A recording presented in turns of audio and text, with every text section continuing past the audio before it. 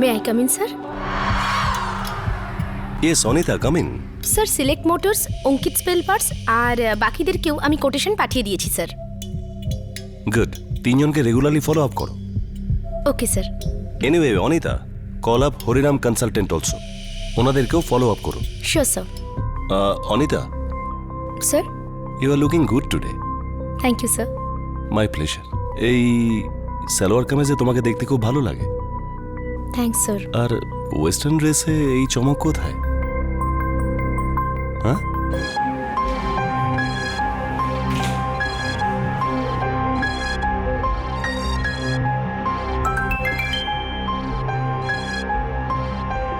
Really salwar কামিজে সত্যি তোমাকে খুব মানায়।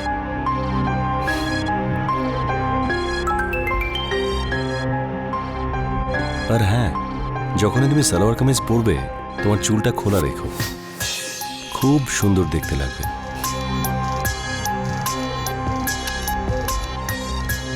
ছোট ছোট কমপ্লিমেন্টস, ছোট ছোট প্রশংসা, যে কোনো মহিলার পক্ষে এটা বুঝতে খুবই অসুবিধা হয় যে এটা কি শুধুই প্রশংসা নাকি এর পেছনে কিছু লুকোনো আছে, কোনো হিডেন ইন্টেনশন। এটা বোঝা মুশকিল হয়ে যায় যে এই সব শব্দগুলোর পিছনে কোনো আভাস লুকোনো নেই। তো এটাও বোঝা মুশকিল হয়ে যায় যে এই সব ঠুনকো প্রশংসা জীবনকে অন্য কোনো রাস্তায় নিয়ে যাচ্ছে না। তো পুরুষদের সঙ্গে কাঁধে কাঁধ মিলিয়ে নানা ধরনের কাজ করতে গিয়ে মহিলাদের অনেক সময় কুনজর আর দুশ্চিন্তার মধ্যে দিয়ে যেতে হয়। সেটা তাদের যদিও ভালো লাগে না, কিন্তু ওনারা এটাও বুঝতে পারেন না যে ঠিক কি করা যায়। ইঙ্গিত তো ওনারা ঠিকই পান, কিন্তু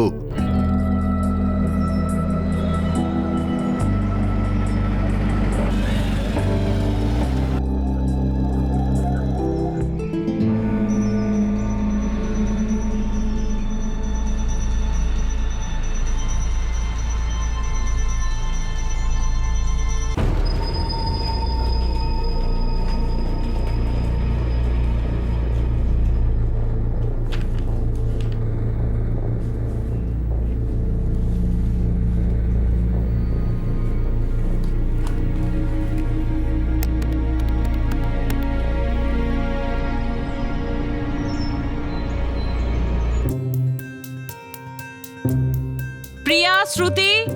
হ্যাঁ মা। দুধ খেয়ে নাও। মা, টেনিস ক্লাসের আগে দুধ খাবো না, ভালো লাগছে না। প্রিয়া, প্লিজ মা। হ্যাঁ মা, আমিও দুধ খাবো না। দুধ খাবে না, আর রাতে যখন পা ব্যথা হবে তখন বলবে মা প্লিজ পা টিপে দাও। বলবো না মা। আচ্ছা, লাভ ইউ, বাই। আরে বাই মাম্মা। প্রিয়া, শ্রুতি, একবার শোনো। বাই, লাভ ইউ মা। বাই মাম্মা। সাবধানে যাবে। বাই। এই মেয়ে দুটো না।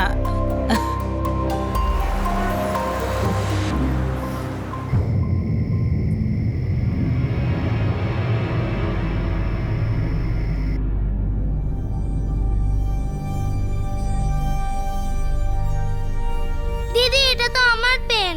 ঠিক আছে।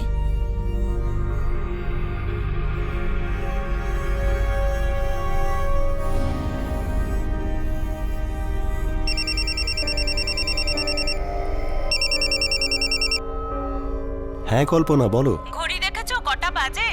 আরে বাবা, টাইম দেখবো না কাজ। আজকাল রোজ দেরি করে আসছো তুমি। আরে কি করব, সেপ্টেম্বর মাস না, 30 তারিখের মধ্যে সব কাজ শেষ করতে হবে। তুমি না শুধুই কাজ আর কাজ করো, দেখবে কোনোদিন তোমার মেয়েরা তোমাকে দেখে বলবে মামা মামা এই আঙ্কেলটা কে। একটা কাজ করো, একটা বড় ছবি লাগিয়ে দাও, তার মধ্যে লিখে দাও প্রিয়া আর শ্রুতির বাবা। ঠিক আছে, তাড়াতাড়ি এসো। আরে হ্যাঁ বাবা, আসছি একটু পরে। বাই। আচ্ছা হ্যাঁ শোনো, খাবার টেবিলে রেখে দিয়েছি, যদি ঘুমিয়ে পড়ি তাহলে প্লিজ জাগিয়ে দিও। ঠিক আছে, বাই। বাই।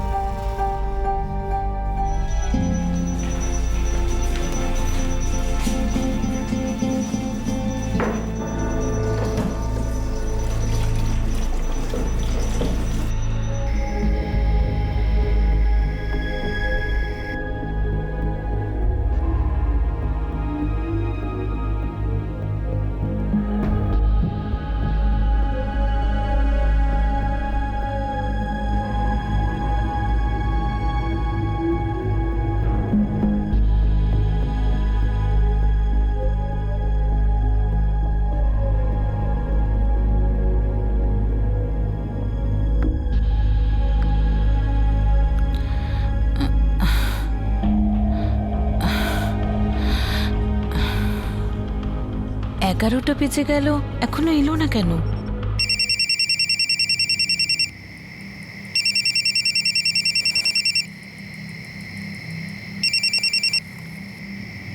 হ্যাঁ বলো কল্পনা। ঘড়িটা দেখেছো? 11টা বাজে। ব্যাস আসছি, কিছুটা কাজ বাকি আছে। তুমি শুয়ে পড়ো। Good night. ঠিক আছে।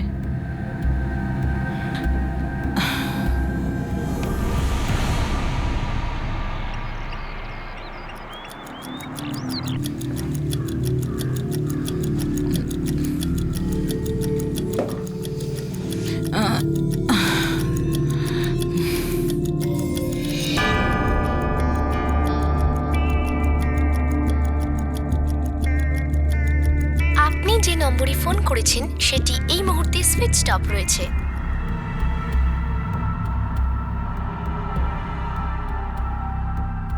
বাই মা। বাই মা। বাই, সাবধানে যাবে।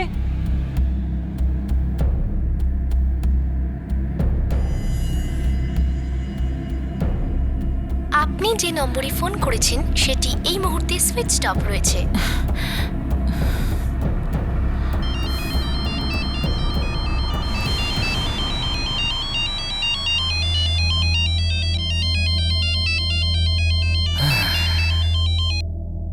হ্যাঁ কল্পনা, বলো। অরবিন্দ, নরেশ কোথায়? কেন, বাড়ি যায়নি? না, রাতে তো আসেনি। আমার মনে হলো দেরি হবে। সকাল থেকে ফোন করছি, ফোনটা সুইচ অফ। কিন্তু ও তো 10:30টার সময় বেরিয়ে গেছিল। তোমার সাথে ছিল? হ্যাঁ, ওই আমরা দুজন জাহ্নবী হোটেলে গেছিলাম, কিছু ডিসকাশন ছিল, তারপরে তো একসঙ্গেই বেরোলাম।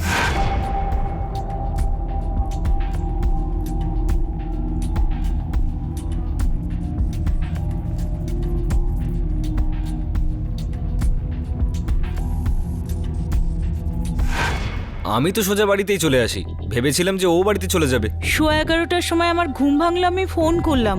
ও বলল অফিসে কিছু কাজ আছে। ও কি আবার অফিসে গিয়েছিল? কিন্তু ও তো আমাকে সেরকম কিছু বলেনি। অরবিন্দ, আমার খুব টেনশন হচ্ছে। তুমি আমার সাথে অফিসে যাবে যদি ওখান থেকে কিছু জানা যায়? হ্যাঁ ঠিক আছে, আমি রেডি হয়ে বেরোচ্ছি।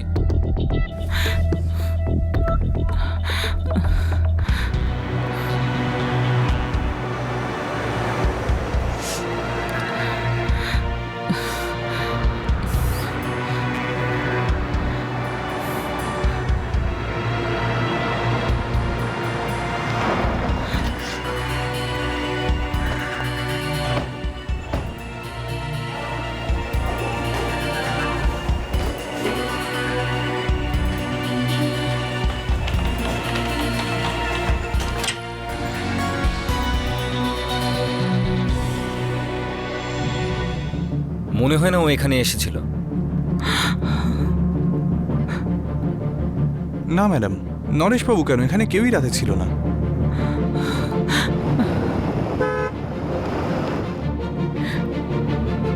কোথায় ও?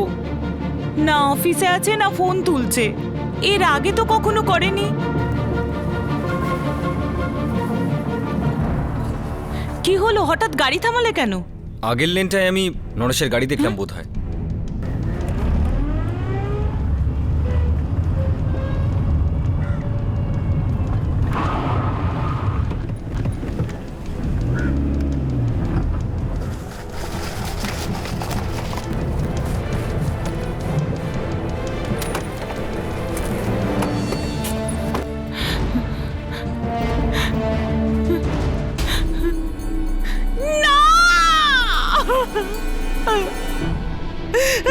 না, কোনো জিনিস হাত দিও না, আমি পুলিশকে ফোন করছি। নরেশ,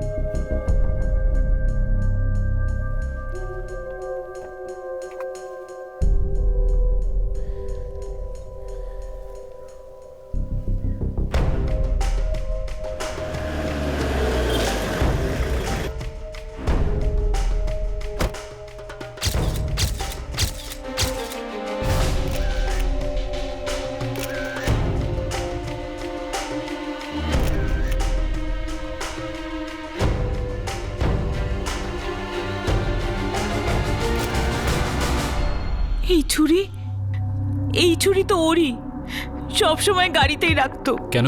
এই শখ ছিল, কালেকশনের তো কিনেছিল। আর হোটেল থেকে বেরোনোর সময় উনি বলেছিলেন আপনাকে বাড়ি যাচ্ছেন।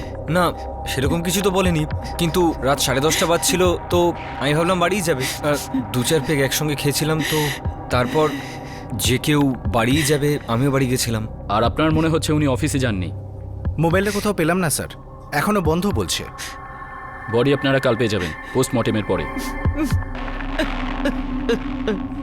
রাত 10:30টার সময় নরেশ তার বন্ধুর সঙ্গে হোটেল জাহ্নবী থেকে বেরিয়েছিল, আর 11:15টার সময় সে তার স্ত্রীকে বলেছিল যে তাড়াতাড়ি বাড়ি চলে আসবে।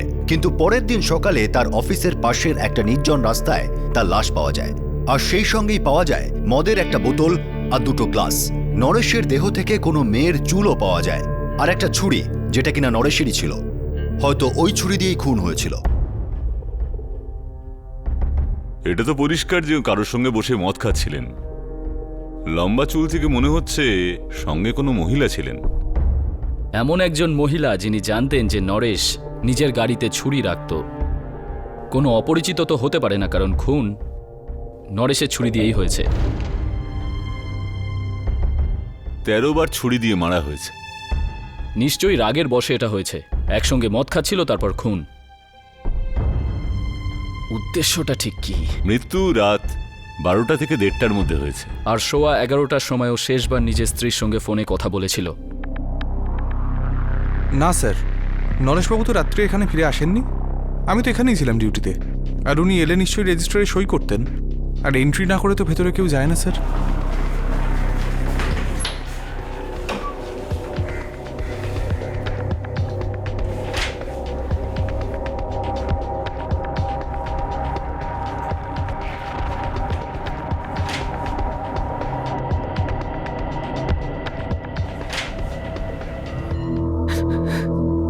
নরেশের কোনো মেয়ের সাথে আমি মানতেই পারছি না ইন্সপেক্টর। সরি ম্যাডাম, কিন্তু আমরা ওনার গাড়ি থেকে লম্বা চুল পেয়েছি, আর আমাদের সন্দেহ যে ওই সময় ওনার সাথে কোনো মহিলা ছিলেন। No sir, it's impossible. Sir, আমি বিগত 12 বছর ধরে নরেশকে চিনি।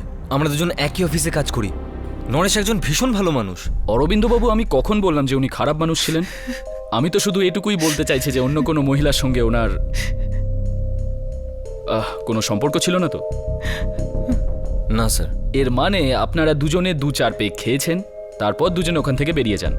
আগে হ্যাঁ স্যার, প্রায়শই কাজ শেষ হওয়ার পর আমরা ওই হোটেলেই যেতাম একটু ড্রিঙ্ক করার জন্য। এসে থাকবে স্যার। নরেশবাবু আর অরবিন্দবাবুকে আমরা ভালোভাবেই চিনি, ওরা আমাদের রেগুলার কাস্টমার। রাতে ওনারা একসাথে বেরিয়েছিলেন? সেটা হতে পারে স্যার। আর রেগুলার কাস্টমার অত খেয়াল কে করবে বলুন? যদি আপনি চান সিসিটিভির ফুটেজ দেখতে পারেন। সিসিটিভি আছে? না হলে বেশিরভাগ সময়ই তো শোনা যায় এই 2-3 দিনের মধ্যে লাগিয়ে দিচ্ছি। ঠিক আছে, ফুটেজটা দাও। হ্যাঁ স্যার, একসাথেই বেরিয়েছিলাম। আমি নিজের গাড়িতে বসেছিলাম, আরও নিজের গাড়িতে। আর এটা ওই 10:30টা নাগাদ হয়েছে, তাই তো? আগে হ্যাঁ স্যার।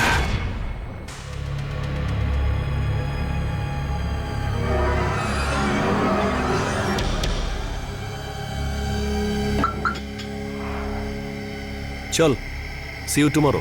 Take care.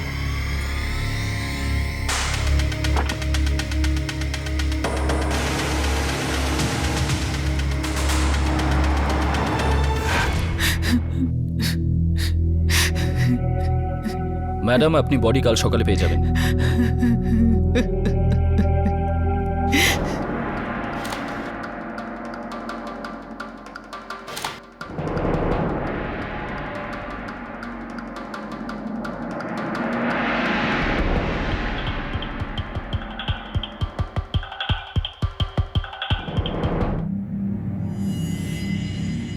স্ত্রীর সঙ্গে কথা হয়েছিল 11:15 নাগাদ।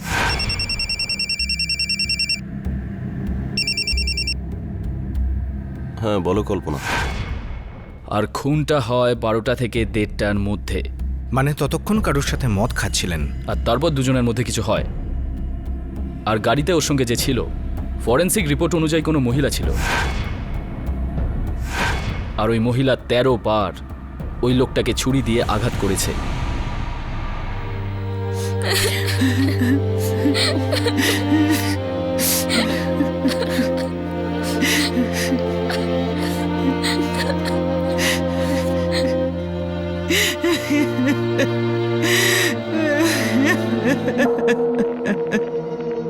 হ্যাঁ আজই, মানে কাল রাত 12টার পরে।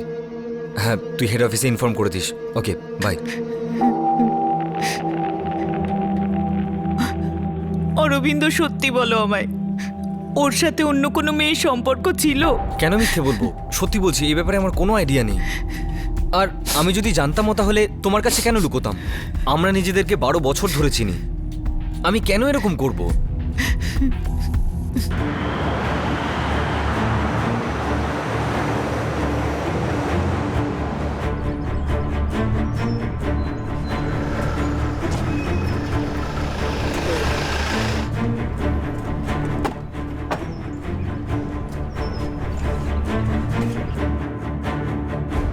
আমি 8 বছর ধরে এখানে কাজ করছি। আমি নরেশ স্যারের ব্যাপারে এই সমস্ত কথা কখনো শুনিনি। উনি তো খুব ভালো মানুষ ছিলেন। না স্যার, এটা হতেই পারে না। আমাদের অফিসটা খুব ছোট, ফিমেল স্টাফ অনেক বেশি, কিন্তু নরেশ স্যার কোনোদিন কারোর সাথে বাজে ব্যবহার করেননি। উনি তো মেয়েদের সম্মান করতেন স্যার।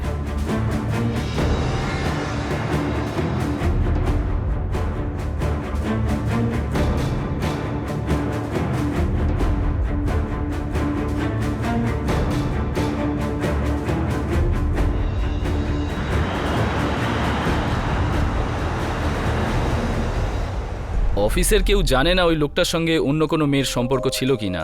স্যার ওই অরবিন্দ গুজরাল কিছু লুকোচ্ছে। না আনন্দ, আমার মনে হচ্ছে না উনি কিছু লুকোচ্ছেন। গল্পটা অন্যরকম, অন্য কোনো অ্যাঙ্গেলে কেসটা যাচ্ছে।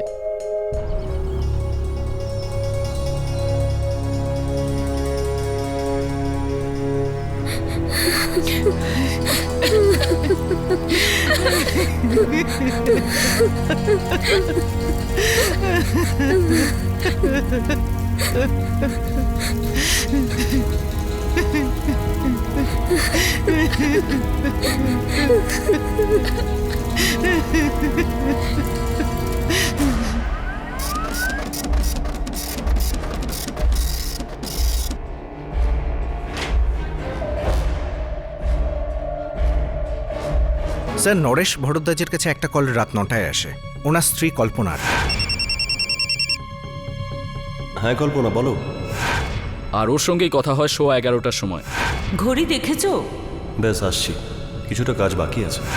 সেলফোন লোকেশন, প্রথমে অফিস, তারপর জাহ্নবী হোটেলের কাছাকাছি, এরপর শাস্ত্রীনগর এরিয়া, তারপর দেরাদুন মার্কেট রোড হয়ে রাত 11:05 আবার জাহ্নবী হোটেল, এরপর অফিসের কাছের সেই রাস্তা রাত 11:15। এক মিনিট, মানে ঠিক 11:05 ও হোটেলে আবার ব্যাক করে, আর বেশিক্ষণ ছিলও না। কেন?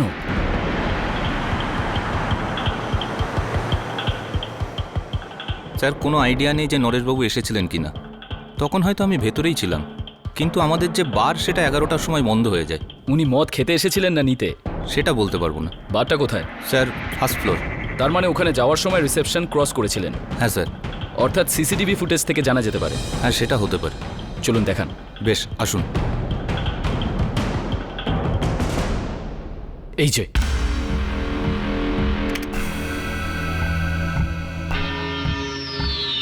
হ্যাঁ স্যার, উনি এসেছিলেন। আমি ওনাকে বললাম যে বার বন্ধ হয়ে গেছে।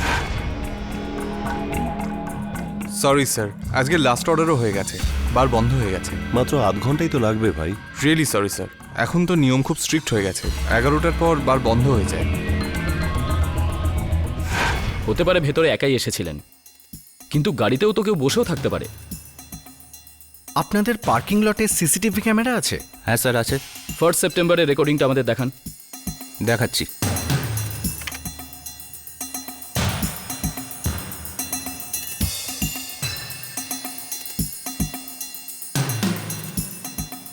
এটা 10:30টার ফুটেজ।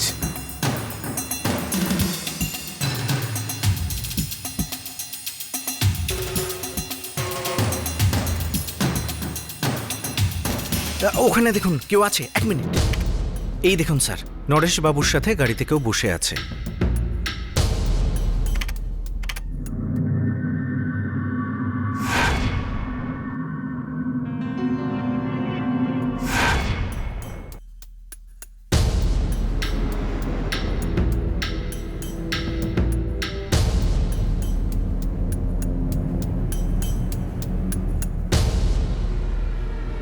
আনন্দ একটা কথা তো জানাই গেল, মহিলা ছিল ওনার সঙ্গে।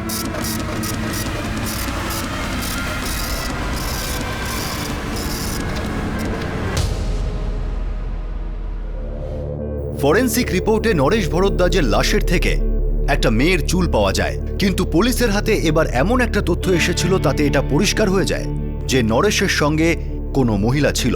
অরবিন্দ চলে যাবার পর নরেশ সেই রাতে আবার হোটেল জাহ্নবীতে ফেরত যায়, তখন তার সাথে ওই মহিলা ছিল। কে ছিল ওই মহিলা? সেই কি নরেশ ভরদ্বাজকে খুন করেছিল? কিন্তু কেন?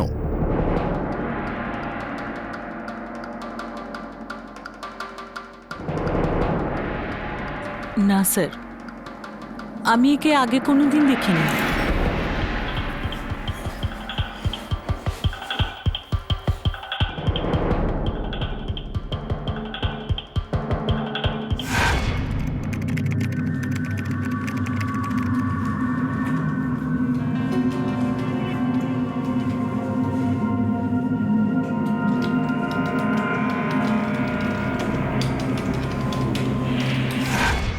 এ তো শৈলজা, আমাদের ডেটা কালেকশন ডিপার্টমেন্টে কাজ করতো। আপনাদের স্টাফেদের মধ্যে? আগে না, টেম্পোরারি ছিল, ডেটা কালেকশন অপারেটর ছিল। আমাদের এখানে কিছু স্টাফ টেম্পোরারি বেসিসে অ্যাপয়েন্ট করা হয়। গত বছর প্রায় 6 মাসের জন্য কাজ করেছিল। গত বছর?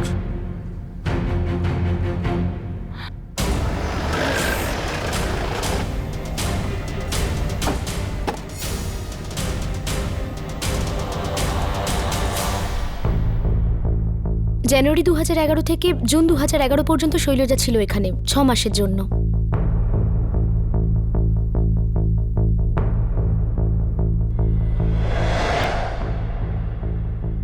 ওকে নরেশবাবুর সুপারিশে কাজ দেওয়া হয়েছিল এখানে? হ্যাঁ স্যার।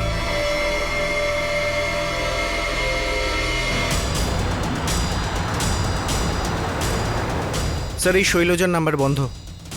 সেটাই এক্সপেক্টেড। আর স্যার, নরেশবাবুর ফোন রেকর্ডস আমরা আবার চেক করেছি। নরেশবাবুর সাথে এই মেয়েটির মাঝে মাঝেই কথা হতো। হ্যাঁ, সলিগ্রামে থাকে। যদি অ্যাড্রেসটা ঠিক হয় তাহলে কিছু জানা যাবে। সত্যি বলো অরবিন্দ, শৈলজার সাথে ওর কিসের সম্পর্ক ছিল? বিশ্বাস করো কল্পনা, আমি এই বিষয়ে কিচ্ছু জানি না। হ্যাঁ, এটা সত্যি যে নরেশ বলাতেও চাকরিটা পেয়েছিল, আর প্রায় 6 মাসও চাকরিটা করেছিল। কিন্তু নরেশ আর ওর মধ্যে কোনো সম্পর্ক যে আছে আমি তার বিন্দু বিসর্গ জানতাম না।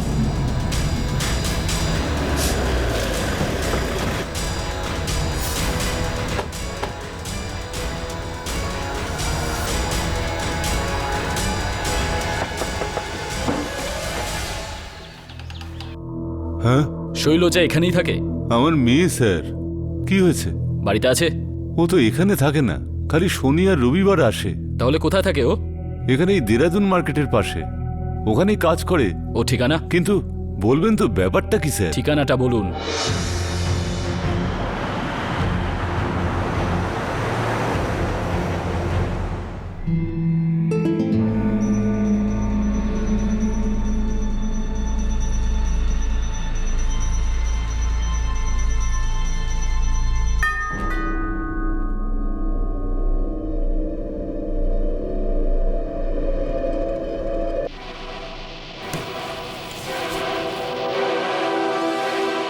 তুমি কি 1 সেপ্টেম্বর রাতে নরেশ ভরদ্বাজের সঙ্গে ছিলে?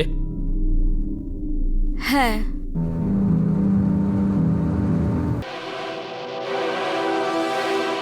তুমি কি 1 সেপ্টেম্বর রাতে নরেশ ভরদ্বাজের সঙ্গে ছিলে?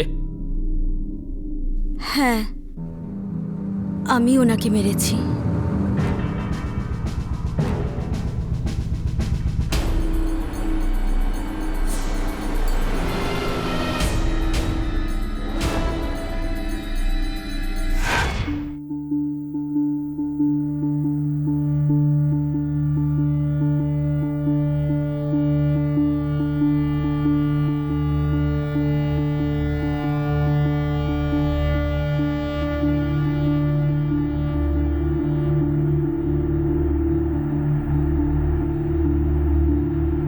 শৈলজা, তোমার প্রোগ্রেস কিন্তু খুব ভালো। Thank you sir. এখন যদি একটা সরকারি চাকরি পেয়ে যাই তাহলে খুব ভালো হয়। বাবাও রিটায়ার্ড হয়ে গেছেন, সমস্ত দায়িত্ব আমারই ওপর। কিন্তু তুমি সরকারি চাকরিই কেন খুঁজছো? সিম্পল ব্যাপার স্যার, একবার সরকারি চাকরি পেয়ে গেলে সারা জীবন আর চিন্তা করতে হবে না। প্রাইভেটের তো কোনো ভরসা নেই, আর আমার বাবাও তো সরকারি চাকরিই করতেন, আচ্ছা তাই আমার জন্য এটাই বেস্ট অপশন। ঠিক আছে, আমি একজনকে চিনি যিনি হয়তো তোমাকে সাহায্য করতে পারবেন। স্যার প্লিজ একবার দেখা করিয়ে দিন না। Okay. Thank you sir.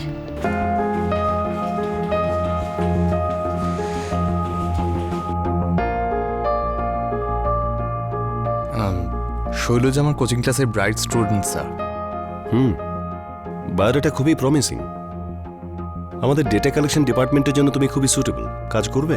Sir আমি মন প্রাণ দিয়ে কাজ করব, আপনাকে চিন্তা করতে হবে না স্যার। একটা ফর্ম ভর্তি করতে হবে, তারপর একটা এন্ট্রান্স পরীক্ষা হবে, আর আমাদের সিলেকশন শুধু মেরিট বেসিস হয়ে থাকে। আমি কনফিডেন্ট স্যার, ফেল তো আমি করবই না। তো ঠিক আছে, কাল চলে এসো, ফর্ম নিয়ে যাও। Thank you sir, thank you very much. নমস্কার স্যার।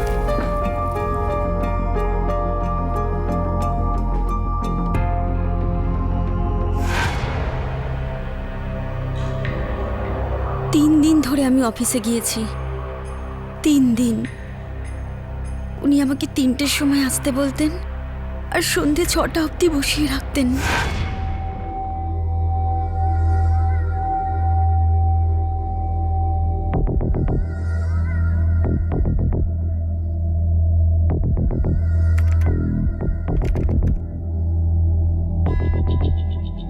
সন্ধে হলেই বলতেন আমার সাথে ঘুরতে চলো।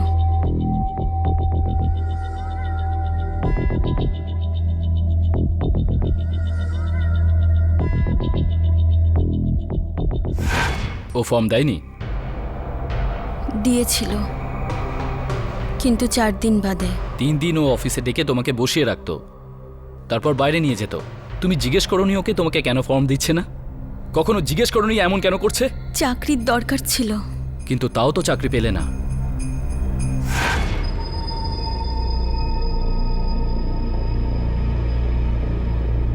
May I coming sir?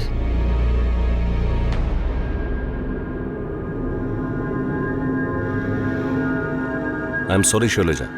Sir আমি খুব ভালো করেই পরীক্ষা দিয়েছিলাম, আমি বুঝতেই পারছি না ফেল কি করে হলাম। দীপক স্যার তো বলছিলেন। ডোন্ট ওয়ারি শৈলজা, আমি দেখছি কি করতে পারি তোমার জন্য। রিল্যাক্স শৈলজা, আরে আমি তো আছি। চলো একটা কাজ করি, তোমার মুড ঠিক করে দিই, একসঙ্গে ডিনার করি চলো। আর রইল চাকরির ব্যাপার, তার চিন্তা তুমি একদম করো না, আমি তো আছি।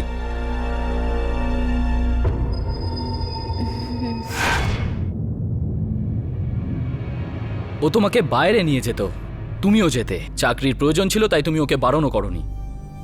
তুমি তো বাচ্চা নও, তুমি বুঝতে পারছিলে না ওর উদ্দেশ্য কি, ও ঠিক কি চাইছিল? কিছু কিছু আন্দাজ করতাম স্যার, বুঝতেও পারতাম, কিন্তু আমার চাকরির খুব দরকার ছিল স্যার। ওনার রেফারেন্সে আমি একটা টেম্পোরারি জব পাই। শৈলজা, একটা ব্যাপার তুমি নোটিস করেছো? জবে থেকে তুমি চাকরিটা পেয়েছো, তোমার মুখটা আরো মিষ্টি দেখাচ্ছে, খুব সুন্দর। তোমাকে খুশি দেখে আমার খুব ভালো লাগছে। যদি কোনো গিফট দিই না করো না। আর রোজ রোজ অফিসে আসতে গেলে তো ভালো জামা কাপড় চাই, তাই না? আমার কোনো চাহিদা ছিল না স্যার, তবুও ওনার সাথে আমাকে যেতে হতো। উনি যা দিতেন নিতে হতো। আমি না করলে রাগ করতেন, খুব জেদ করতেন। টেম্পোরারি জব ছিল স্যার, উনিই দেখে দিয়েছিলেন। উনি চাইলে এক্সটেনশনও হয়ে যেত স্যার, আমি একদিন পার্মানেন্টও হয়ে যেতাম। সবকিছু জেনেও তুমি চুপ ছিলে, এটা কাউকে জানাওনি? কাকে বলতাম স্যার? আর কে শুনতো আমার কথা? আমার তো চাকরিই চলে যেত।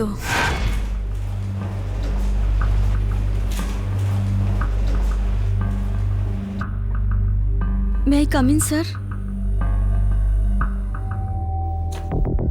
ও স্যার, এই জবটা আমার চাই, আমার এটার খুব দরকার। শৈলজা, তোমাকে কাজের রেফারেন্স আমি দিয়েছি, আর 6 মাস পরে এক্সটেনশন হবে কিনা সেটা ডিপার্টমেন্ট বুঝবে। আর এই ব্যাপারে আমার সত্যি কিছু করার নেই। I understand sir, thank you for all your help. আপনার এই উপকার আমি কোনোদিন ভুলব না। শৈলজা,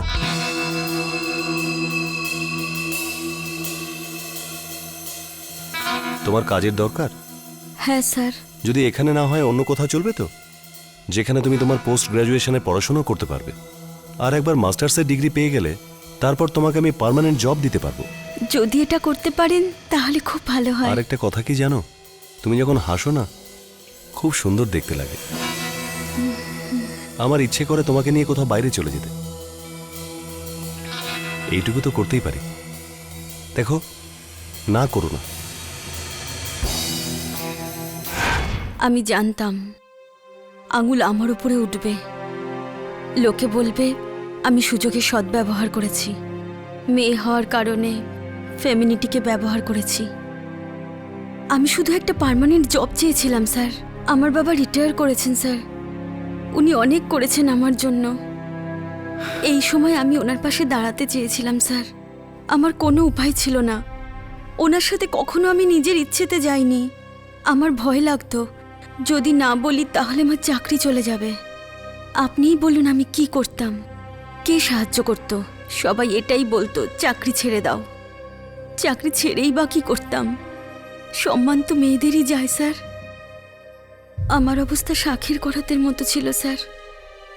যদি বলতাম সম্মান আর চাকরি দুটোই চলে যেত। তাই কিছু বলিনি, কিন্তু সেটা করেও কোনো লাভ হলো না।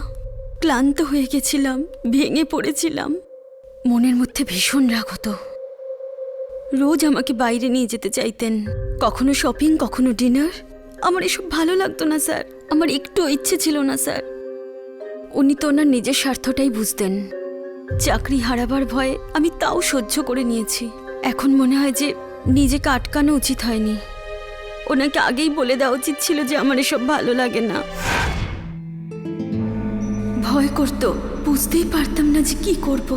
উনি আমাকে ফোন করলেন।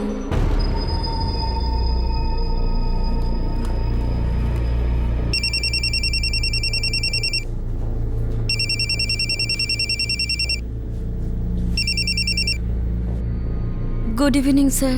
আজ রাতে তুমি দেখা করো। স্যার, আমি এইমাত্র অফিস থেকে এলাম, খুব ক্লান্ত। অফিস অ্যাকাউন্টসের এনকোয়ারি এসেছে, আর ওই এন্ট্রি তখনই হয়েছে যখন তুমি কাজ করছিলে। কোনো অসুবিধায় তুমি ফেসে যেতে পারো, আর আমিও। স্যার, আমি কাল সকালে এসে দেখে নেব। আমি জানি আমি কোনো ভুল করিনি। বুঝবার চেষ্টা করো শৈলজা, ভুল হয়েছে, তোমার সাথে ডিসকাস করতে হবে। দেখো, তোমাকে কেউ জিজ্ঞাসা করার আগে আমার সঙ্গে তোমার দেখা করাটা অত্যন্ত জরুরি। দেখো, চাকরিটা আমার সুপারিশেই হয়েছিল, তাই বিপদে আমিও পড়তে পারি। বুঝতে পারছো তো? আমাদের আজই মিট করতে হবে। Okay sir. আমি 10:30 নাগাদ ফ্রি হয়ে যাব, তোমাকে পিক করে নেব। বেশি সময় লাগবে না, অল্পই কাজ আছে।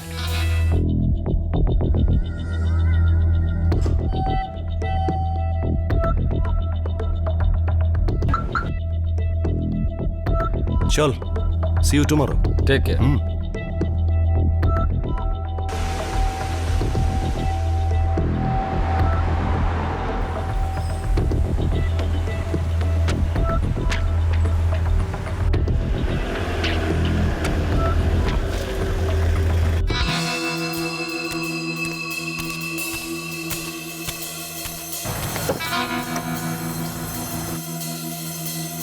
আরে বাহ, you are looking so good. অবশ্য সুন্দর তো তোমাকে সবসময়ই দেখায়। স্যার, কি কথা বলবেন?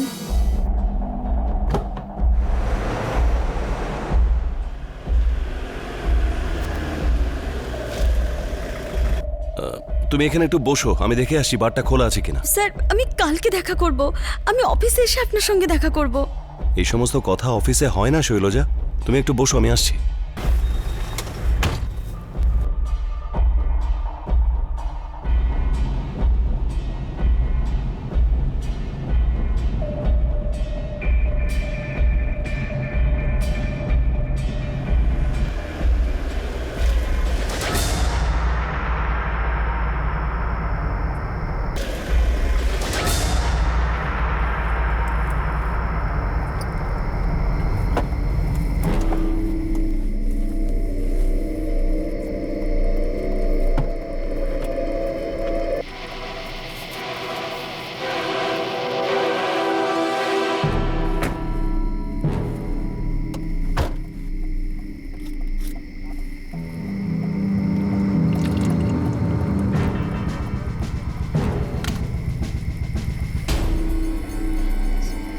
Sorry sir, I don't drink. Sir please আপনি বলুন আপনি কি বলতে চাইছেন। 11টা বেজে গেছে স্যার, আমি বাড়ি যাব। আরে একটা ড্রিঙ্ক করলে কি আর হবে? আরে আমরা অচেনা থরি। আরে মানা করো না, একটু নাও না।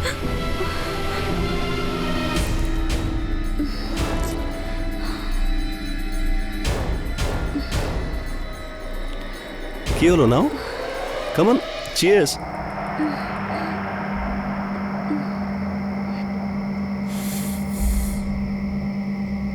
Finished? Good.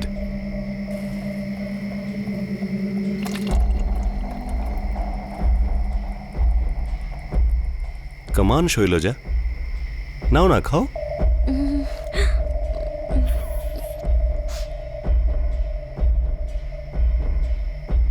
স্যার কি ডিসকাস করবেন স্যার? শৈলজা, বোঝার চেষ্টা করো। স্যার আমরা তো স্ট্রেঞ্জার নই, আমরা দুজনে এতটা ক্লোজ। তোমার মনে হয় না আমাদের আরেকটু ক্লোজ হওয়া উচিত? স্যার এরকম করবেন না স্যার। দেখো, মানা করো না। তোমার যেটা দরকার ছিল সেটা তো আমি দিয়েছি না। দেখো, তোমাকে চাকরি দিয়েছি, তোমাকে কত উপকার করেছি আমি। স্যার স্যার আমি তো বলেছি আপনার উপকার আমি কোনোদিনও ভুলতে পারবো না স্যার। তোমাকে এত কিছু দিয়েছি আমি, তার বদলে তুমি কিছু দেবে না আমাকে? দেখো, তোমাকে আমার ভালো লাগে, জেনুইন লাগে, এটুকু চাওয়া কি আমার অপরাধ? স্যার প্লিজ আমাকে ছেড়ে দিন দেখো- স্যার প্লিজ। স্যারের যে চেহারাটা সেদিন আমি দেখলাম সেটার ভয় আমার অনেক আগে থেকেই ছিল। দোষ তো আমারই, ভুল তো আমিই করেছি। যখন উনি জব অফার করেছিলেন তখনই ওনার উদ্দেশ্যটা আমার বোঝা উচিত ছিল। ওই গিফটস, ডিনার, ওনার হেল্প, আমার বোঝা উচিত ছিল যে উনি কি চাইছেন। বুঝতে পারতাম স্যার, কিন্তু কোনোদিন আমি এটা ভাবিনি যে যা নিচ্ছি তার জন্য এই দাম দিতে হবে। ভেবেছিলাম জল এত দূর গড়াবেই না। ভুল আমিই করেছি। কখনো ভাবতে পারিনি যা হচ্ছে তা রাতের অন্ধকারে রাস্তার ধারে এই পরিণতি নিয়ে আসবে। কখনো ভাবিনি যে ওনার সাথে আমি এমন একটা জায়গায় যাব যেখানে চিৎকার করলেও কোনো লোক এগিয়ে আসবে না। আর স্যার যদি চিৎকারও করতাম কেউ এগিয়েও আসতো, তাও সবাই আমাকেই দোষ দিত যে আমি ওনাকে সুযোগ দিয়েছি। আমি খুব ভয় পেয়ে গিয়েছিলাম স্যার, সব কিছু আমার বিরুদ্ধেই ছিল। আমি যাই করতাম বদনাম আমারই হতো। আর স্যার সম্মান তো শুধু মেয়েদেরই নষ্ট হয়। স্যার ঠিক আছে স্যার, ঠিক আছে, আপনি যা চাইছেন আমি করব স্যার, কিন্তু এখানে না, এখানে খুব ডিসকমফোর্টেবল। ব্যাক সিটে চলুন স্যার। তাড়াতাড়ি এসো না।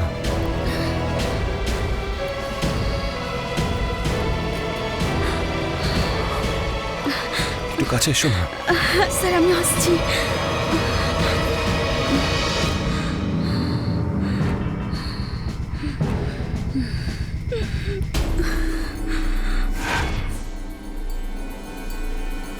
নরেশ স্যার ওনার গাড়িতে একটা কালেকশনের ছুরি রাখতেন, এক দুবার দেখিয়েও ছিলেন।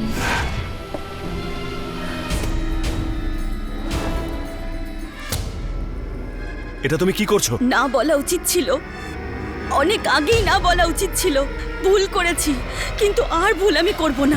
আর এই জীবনে আমি তোমার মুখ দেখতে চাই না।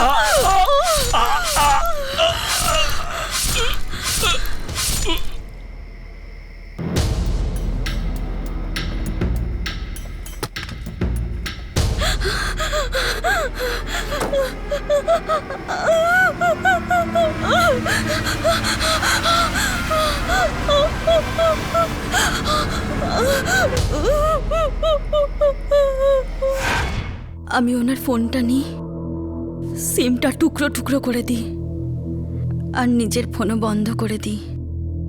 জানতাম এসব করে কোনো লাভ হবে না। আমি যা করেছি তার শাস্তি আমাকে পেতেই হবে। একদিন না একদিন ধরা পড়বই। ওই রাতের পর আজ পর্যন্ত আমি ঘরের বাইরে বেরোইনি। জানলার ধারে বসে থাকতাম ভয়ে, চুপচাপ উদাস হয়ে। হ্যাঁ, ভুল আমারই, সব দোষ আমার। আমি অন্যায় করেছি আর তা স্বীকারও করছি।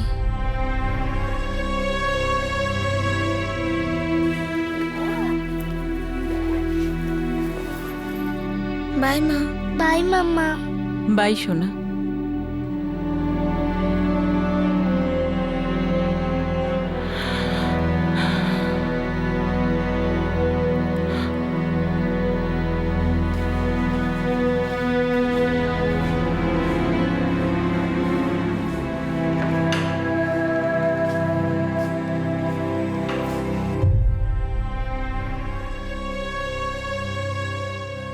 নরেশের স্ত্রী এটা বিশ্বাসই করতে পারছিলেন না যে শৈলজার বলা কথা সত্যিও হতে পারে। ওনার মনে হচ্ছিল যে শৈলজা নিশ্চয়ই মিথ্যে বলছে আর তার স্বামীর মৃত্যুর পিছনে নিশ্চয়ই কোনো ষড়যন্ত্র আছে। উনি মানতেই পারছিলেন না যে ওনার স্বামীও এরকম হতে পারেন। নরেশের কলিগরাও খুবই শকড হয়েছিল, কিন্তু তদন্তে এখনো পর্যন্ত ষড়যন্ত্রের কোনো গন্ধ পাওয়া যাচ্ছিল না। শৈলজা ম্যাজিস্ট্রেটের সামনেও সেই সমস্ত বয়ানি দিয়েছিল যেটা সে পুলিশের সামনে দিয়েছিল। নরেশের শরীর থেকে পাওয়া চুলের স্যাম্পল শৈলজা চুলের সঙ্গে ম্যাচ হয়ে যায়। সন্দেহের কোনো অবকাশই ছিল না। শৈলজা এই মুহূর্তে পুলিশ হেফাজতে আছে। তার অপরাধের হিসাব দেশের আইন করবে। Sexual harassment at work place, অফিসে ঘটে চলা সেক্সুয়াল হ্যারাসমেন্ট, এটা এমন একটা সমস্যা যেটা আমরা এড়িয়ে যেতে পারি না। যে কোনো মহিলার এটা বুঝতে খুবই অসুবিধা হয় যে আসতে যেতে এইসব প্রশংসা বা অ্যাপ্রিসিয়েশনের পিছনে আসলে উদ্দেশ্যটা কি। মনের মধ্যে একটা দ্বন্দ্ব তৈরি হয়, আর এটা প্রত্যেক মহিলার ক্ষেত্রে হয় যে আপনি কি প্রত্যেকটা টিপ্পনি, ব্যঙ্গোক্তি সবকিছু অ্যানালিসিস করবেন, আর আপনি যদি এরকম করেন তাহলে আপনার প্রত্যেকটা কমেন্ট খারাপ মনে হবে। আর যদি কোনো মহিলা এরকম করেন তাহলে তার ফ্রেন্ডস, তার কোলিগস সবাই হয়তো এটাই বলবেন যে ইউ আর টু সেন্সিটিভ, তুমি একটু বেশিই ভাবছো। এরকম পরিস্থিতির সঙ্গে মোকাবিলা করা সহজ নয়। আর সমস্যাটা তখন আরও বেড়ে যায় যখন সেই প্রশংসাটি আপনার বস করছেন, যার ইচ্ছার উপর, যার একটা হ্যাঁ বা না এর উপর আপনার চাকরি টিকে থাকে। প্রায়শই পুরুষেরা এটা বলে থাকেন যে মহিলারা মহিলা হওয়ার সুযোগ নিয়ে থাকেন, নিজেদের ফেমিনিটিকে কাজে লাগিয়ে তারা যে কোনো কাজ করিয়ে নেন। এটা একটা জেনারেলাইজেশন, আর জেনারেলাইজেশন কখনো সঠিক হতে পারে না। কোনো পুরুষ যদি কোনো মহিলার রূপ সম্পর্কে বা তার পোশাক আশাক সম্পর্কে জেনুইনলি অ্যাপ্রিসিয়েট করেন, সেটা খারাপ নয়। It's human, it's natural. আর অনেক মহিলাই এটাকে নর্মাল বলেও ভাবতে পারেন। কিন্তু যদি কারো এটাকে নর্মাল না মনে হয়, তার মানে কিন্তু এটা নয় যে ওই মহিলাটি বিচ্ছিন্ন বা কনজারভেটিভ বা পুরনো দিনের মানসিকতার। মহিলাদেরই এই অধিকারটা থাকা উচিত যে তারা তাদের প্রশংসায় খুশি হবেন না আপত্তি জানাবেন। আর যদি কেউ সেটা পছন্দ না করেন তাহলে তার চিন্তাধারাকে সম্মান করা উচিত। যদি কোনো মহিলার এটা মনে হয় যে কোনো পুরুষের প্রশংসা এমন কোনো ইঙ্গিত দিচ্ছে যেটা ভবিষ্যতে কোনো বিপজ্জনক পরিস্থিতি তৈরি করতে পারে, তাহলে তার উচিত শীঘ্রই প্রতিবাদ করে বিষয়টাকে এগোতে না দেওয়া। যদি কোনো মেয়ে কোনো কমপ্লিমেন্ট, কোনো প্রশংসা বা কোনো ব্যঙ্গোক্তির বিরোধিতা না করে, তার অর্থ এই নয় যে সে নেহাতি অ্যাভেলেবল। প্রয়োজন হলো স্পষ্ট ভাষায় কাউকে অপমান না করে, তার ইগোকে আঘাত না করে তাকে এটা বলা যে সরি, আমি এসব পছন্দ করছি না, আই এম নট ইন্টারেস্টেড। প্রয়োজন হলো সেই মানুষটার সঙ্গে কথা বলা বা অফিসের কোনো কলিগের সঙ্গে বা বসের সঙ্গে। যদিও একটা বিষয় সবসময় ভয় থেকে যায় যে আপনার কথা হয়তো কেউ পাত্তা দেবেন না, বা সেটাকে ভুল বুঝবে, অথবা আপনার চাকরি চলে যাবে। আর সমস্ত কলিগ আর সুপিরিয়রদেরও এই দায়িত্বটা থেকেই যায় যে তারা যেন এই সমস্যাটাকে এমনভাবে ট্রিট না করেন যে এটা কোনো একজন স্টাফের ব্যক্তিগত সমস্যা। আপনাদের সাথে আবার দেখা হবে ক্রাইম পেট্রোল দাস্তাকের আরও একটা নতুন এপিসোডের সঙ্গে। ততক্ষণ নিজের খেয়াল রাখবেন, সুরক্ষিত থাকবেন, সতর্ক থাকবেন, আর মনে রাখবেন আপনার অবহেলার কারণে, আপনার এই ক্যাজুয়াল অ্যাটিটিউডের কারণে অন্য কাউকে মূল্য চোকাতে হতে পারে। জয় হিন্দ।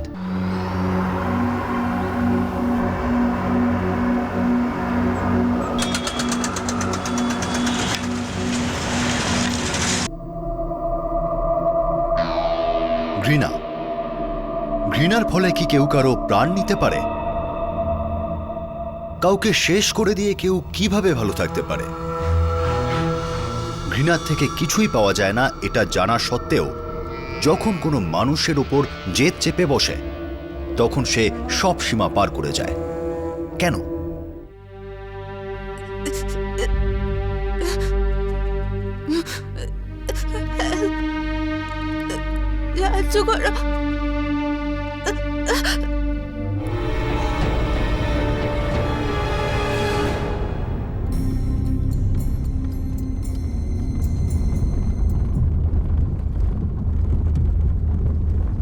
গাড়িটা একটু থামান তো।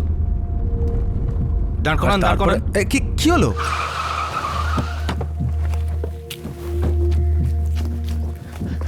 আপনার কি হয়েছে? সাহায্য করুন, হাসপাতাল, হাসপাতালে পৌঁছে দিন। আরে ছাড়ুন না দাদা, এই সমস্ত ঝামেলা পড়ে কোনো লাভ নেই। ভাই মেয়েটার অবস্থাটা দেখ কিভাবে পড়ে রয়েছে, এই অবস্থায় ফেলে চলে যাব? আরে কি হয়েছে দাদা? আরে দাদা, এই মেয়েটা খুব খারাপ অবস্থায় পড়ে রয়েছে। হাসপাতালে পৌঁছে দিন, সাহায্য করুন। মনে হচ্ছে এর সঙ্গে খুব খারাপ কিছু হয়েছে, এর অবস্থা তো খুব খারাপ।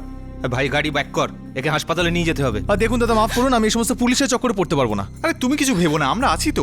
আরে চলুন দাদা, হ্যাঁ আমি আপনার সঙ্গে যাচ্ছি। কোনো মেয়েকে এরকম অবস্থায় ফেলে চলে যাওয়াটা কি মানুষের কাজ হলো নাকি? ঠিকই। ঠিক আছে, আমি আপনাদেরকে হাসপাতাল অবধি ছেড়ে দিচ্ছি, এরপর আপনারা বুঝে নেবেন। আপনারা অন্য কোনো ট্যাক্সি দেখে নিন, ওইসব পুলিশের চক্করে আমি পড়তে পারবো না, কাজ করবো না, এইসব করবো। আরে ঠিক আছে, এখন তো চলো, গাড়িটা তো অন্তত ব্যাক করো। চলুন দাদা।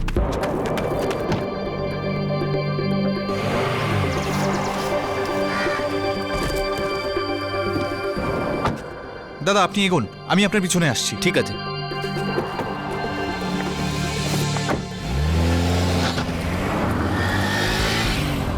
দুজন ব্যক্তি একটা মেয়েকে রাস্তার ধারে খুব খারাপ অবস্থায় পড়ে থাকতে দেখেন।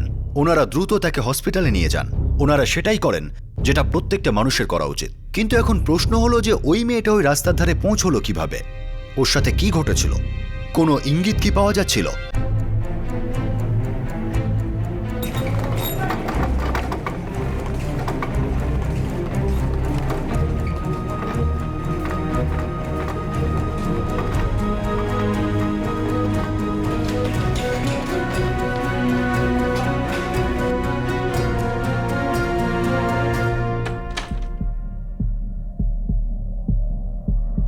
পুলিশকে ইনফর্ম করতে হবে, এটা কিন্তু পুলিশ কেস।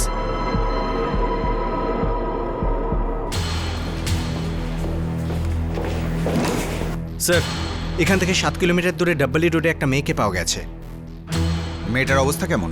এখন ঠিক আছে, কিন্তু ডাক্তার বলছে গ্যাংরেপের কেস হতে পারে।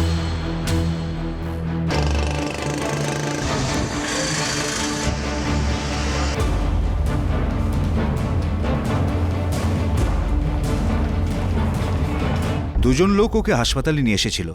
একজনের নাম হংসরাজ আলুওয়ালিয়া, অন্যজন রঞ্জিত সাধু। মেয়েটার নাম জানতে পেরেছেন? সোনিয়া সিং। মেয়েটা নিজেই বলেছিল।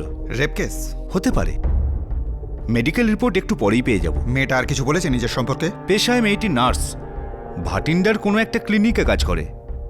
মোগা জেলার কোনো একটা গ্রামের বাসিন্দা ও। আমরা ওর বাবাকে খবরটা দিয়েছি। খুব খারাপ অবস্থায় ছিল স্যার, গলা দিয়ে আওয়াজই বেরোচ্ছিল না। কপাল ভালো যে আমি দেখতে পেয়েছিলাম, না হলে তো কেউ জানতেই পারতো না। আর আপনি? স্যার আমি বাইকে ছিলাম, ওখান দিয়েই যাচ্ছিলাম। এনাকে রাস্তার ধারে দাঁড়িয়ে থাকতে দেখে আমার মনে হলো কিছু হয়েছে, তাই আমি ওখানে দাঁড়িয়ে পড়লাম। খুব ভালো কাজ করেছেন আপনারা, এরকম সচেতন নাগরিকই আমাদের দরকার। আপনারা প্লিজ আপনাদের নাম্বারটা দেবেন যদি দরকার পড়ে। আরে স্যার, এরকম পরিস্থিতিতে কারোর পাশে না দাঁড়ালে বেঁচে থাকার মানে কি? স্যার আমি কাছাকাছিই থাকি, যখন খুশি ডাকতে পারেন। আর আমিও স্যার দেবওয়ালিতেই থাকি, আমিও আমার নাম ঠিকানা দিয়ে যাচ্ছি এখানে।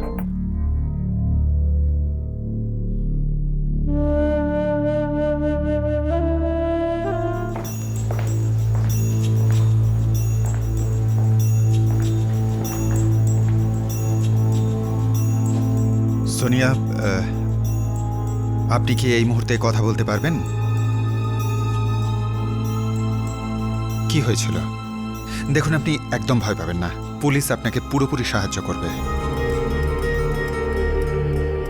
17 জানুয়ারি দুপুরবেলা আমি বাতিন্ডা থেকে রওনা দিই। চণ্ডীগড়ে জব ইন্টারভিউ ছিল একটা প্রাইভেট হসপিটালে। চণ্ডীগড় পৌঁছালাম, সেক্টর 31-এর রাস্তায় দাঁড়িয়েছিলাম ট্যাক্সি ধরার জন্য।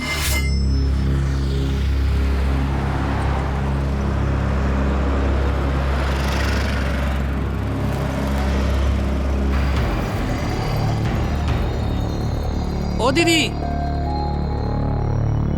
আচ্ছা এই সিমলা যেতে গেলে কোন দিক দিয়ে যাব? আপনি এগিয়ে এসেছেন, ওকে ইউটার্ন নিতে হবে। সামনে যাবেন, 2-3 কিলোমিটার এগিয়ে গেলে ইউটার্ন পাবেন, ওখান থেকে আপনি ঘোরাতে পারেন। আমি ড্রাইভারকে রাস্তা বলছিলাম, তখনই তো আপনি আপনার রাস্তা পেয়ে যাবেন। ওখানে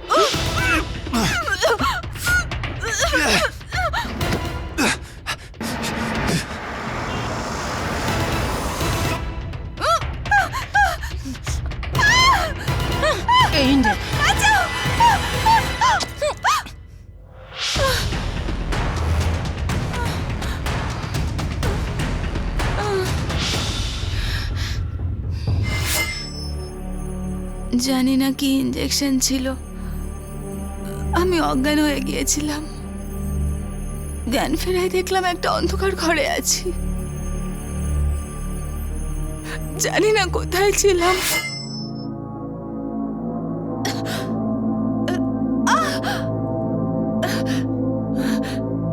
আমার হাত পা বাঁধা ছিল স্যার। Help! বাঁচাও!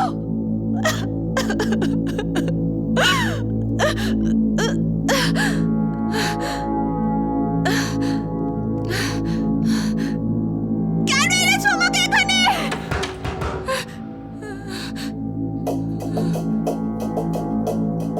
ভালোই হয়েছে তোর জ্ঞান ফিরেছে। জ্ঞান থাকলে তবেই তো বুঝতে পারবে যে কত ধানে কত চাল।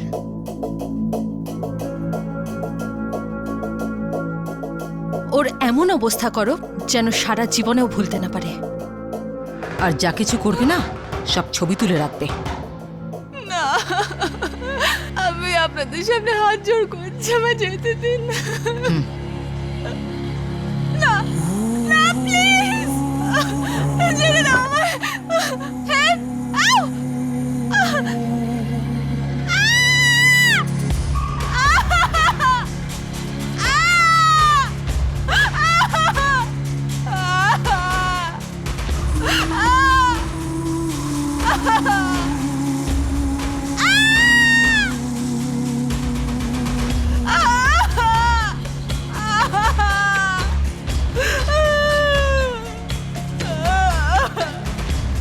জানি না কত দিন কত রাত ওই দুজন বারবার করে জোর জবরদস্তি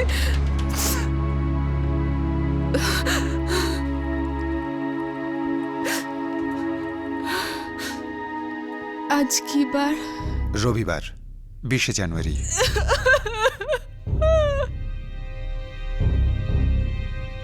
সোনিয়া, আপনি ওই ভাটিন্ডা রোডে কি করে পৌঁছলেন?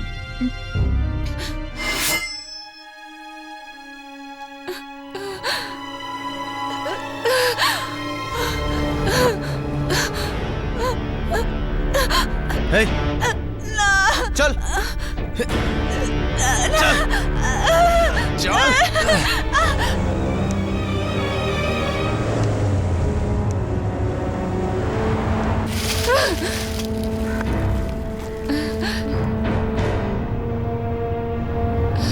চল চল।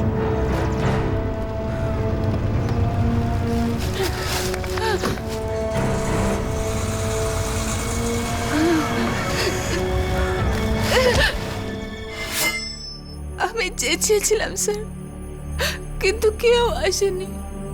তারপর একটা গাড়ি থামে, একজন আসেন আর ওই দুজন আমায় সাহায্য করেন। ওই হংসরাজ আর রঞ্জিত বলে ছেলে দুটি, আমি ওদের সাথে কথা বলেছি।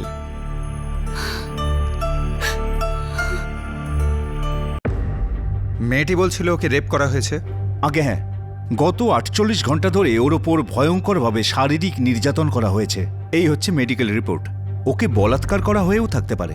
স্যার, গ্যাংরেপ বলে মনে হচ্ছে, তাড়াতাড়ি এফআইআর করা উচিত। পুলিশ দ্রুত এফআইআর লিখে নেয়। এই কেসটা মিডিয়াতেও হেডলাইনে আসার মতো ছিল। এটা জঘন্য অপরাধ, দোষী অপরাধীদের ক্ষমা করা হবে না, তাদেরকে গ্রেপ্তার করতেও দেরি লাগবে না। স্যার, মেয়েটি বলছে যে ওকে দিনের বেলায় চণ্ডীগড়ের রাস্তা থেকে তুলে নেওয়া হয়েছে। দিনের বেলায় স্যার কি করছিল আর কোথায় ছিল আমাদের পুলিশ ফোর্স? দেখুন, আমরা মেয়েটির স্টেটমেন্ট নিয়ে নিয়েছি আর তদন্ত শুরু করে দিয়েছি। এই কেসের ব্যাপারে যা যা তথ্য আমরা জানতে পারবো সব কিছু আপনাদের জানিয়ে দেবো। আপনারা নিশ্চিন্ত থাকুন। স্যার, একটা কথা বলুন, তাহলে কি দিনের বেলা পুলিশ পেট্রোলিং হয় না? দেখুন, সিস্টেমের কমজোরি খোঁজা আপনাদের কাজ, মানি আমরা, কিন্তু কোথায় কার ভুল হয়েছে সেটা সিদ্ধান্ত নেওয়ার আগে নিরপেক্ষ তদন্তের প্রয়োজন। বিনা তদন্তে কাউকে দোষী সাব্যস্ত করা যায় না। স্যার, সাধারণ মানুষের জন্য তো পুলিশ ফোর্স থাকে না, এর জন্য তদন্তের কি দরকার আছে? এটা তো সবাই জানে, সারাটা দেশে তো এইটাই হাল। পলিটিশিয়ানদের জেড সিকিউরিটি দেওয়ার পর আপনাদের টাইম কোথায় থাকে? আমি বুঝতে পারছি রিসেন্টলি যে ক্রাইমটা হয়েছে তাতে আপনাদের রাগ হওয়া স্বাভাবিক, কিন্তু বিশ্বাস করুন, একজন সিনিয়র অফিসার হওয়ার দরুন আপনারা যে যাই বলুন না কেন, যতই আলোচনা করুন না কেন, তারপরেও সবকিছু মাথায় রেখে আমাদের কাজ করতে হবে এবং আমরা সেটা করব। এখানে একটা অপরাধ ঘটেছে আর আমাদের সেই অপরাধের মূল অবধি যেতে হবে। সিস্টেম আর অ্যাডমিনিস্ট্রেশনের উপর রাগ দেখিয়ে তাকে মূল থেকে উপড়ে ফেলে তাকে বদলে দিয়ে আদৌ কোনো কাজ হবে না। সিস্টেমের কমজোরিগুলোকে ভালোভাবে বুঝে নিয়ে সেই খামতিগুলোকে দূর করার চেষ্টা করা, সেই একটি পদক্ষেপ অনেক কিছু সমস্যাকে সমাধানের দিকে নিয়ে যেতে পারে।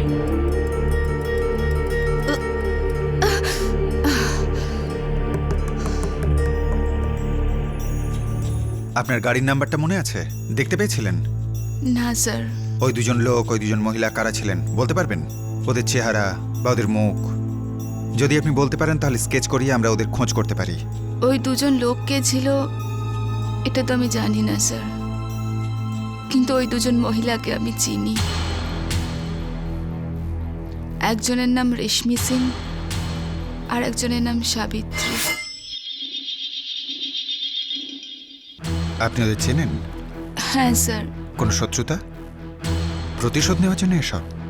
হ্যাঁ স্যার, প্রতিশোধই নিয়েছে ওরা দুজন। কিসের প্রতিশোধ? রেশমির স্বামী গৌরবের সাথে আমার সম্পর্ক ছিল। আমি জানতাম না যে ও বিবাহিত, ভালোবাসতাম ওকে। যখন জানতে পারলাম ও বিবাহিত, আমি সমস্ত সম্পর্ক ভেঙে দিই ওর সাথে।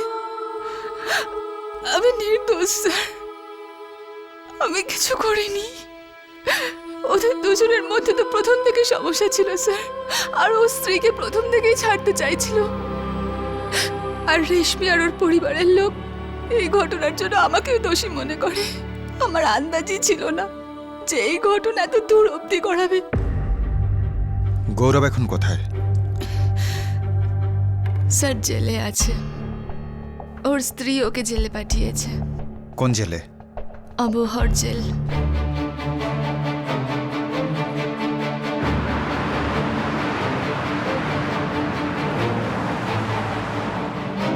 শুধুমাত্র প্রতিশোধ নেওয়ার জন্য কোনো মেয়ে অন্য এক মেয়ের সাথে এরকম করতে পারে? কে কতটা নিচে নামবে কেই বা বলতে পারে? এতটা রাগ, এত ঘৃণা? ভালোবাসা আর ঘৃণার জেরে অনেক ঘটনা ঘটে স্যার। দুটোই মেয়ে, শুনে আশ্চর্য লাগছে। মানুষ এতটা নিচে নেমেছে? স্যার রেশমির হাজবেন্ড ডক্টর, হসপিটালে কাজ করে, আর সোনিয়া নার্স।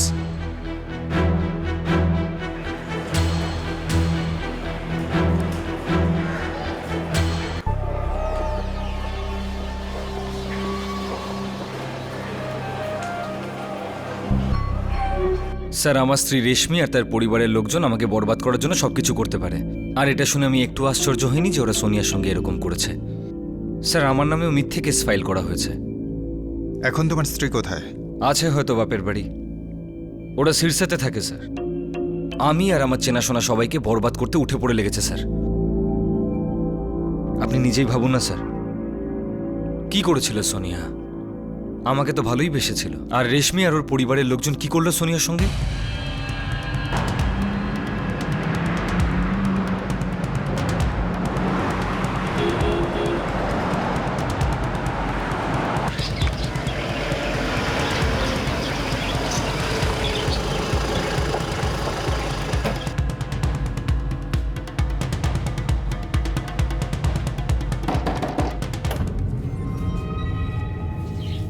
হ্যাঁ বলুন। রেশমি সিং। আপনি কি? পুলিশ। রেশমি সিং আর তার মা সাবিত্রী কোথায়? আগে বাড়িতেই আছেন, কিন্তু ব্যাপারটা কি বলুন না। কি ব্যাপার বৌমা? ওই মা, ওই আপনার নামই সাবিত্রী? আগে হ্যাঁ বলুন। আপনার মেয়ে রেশমি কোথায়? কি হয়েছে মা? কে এসেছে?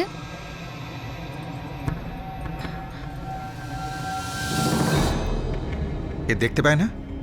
আগে না, ওর চোখের নজর কমে এসেছে। আপনাদের দুজনকে আমার সাথে থানায় যেতে হবে, কিছু জিজ্ঞাসাবাদ আছে। জিজ্ঞাসাবাদ? কি ব্যাপারে? পুলিশ এসেছে মা? হ্যাঁ। কি হয়েছে? কেউ কি আমাকে কিছু বলবে? আপনাদের দুজনকে এক্ষুনি আমার সাথে যেতে হবে। ঠিক আছে, আমার স্বামীকে তো আমি জানাই। বৌমা, বাবাকে একটু ফোন করো তো। ঠিক আছে মা।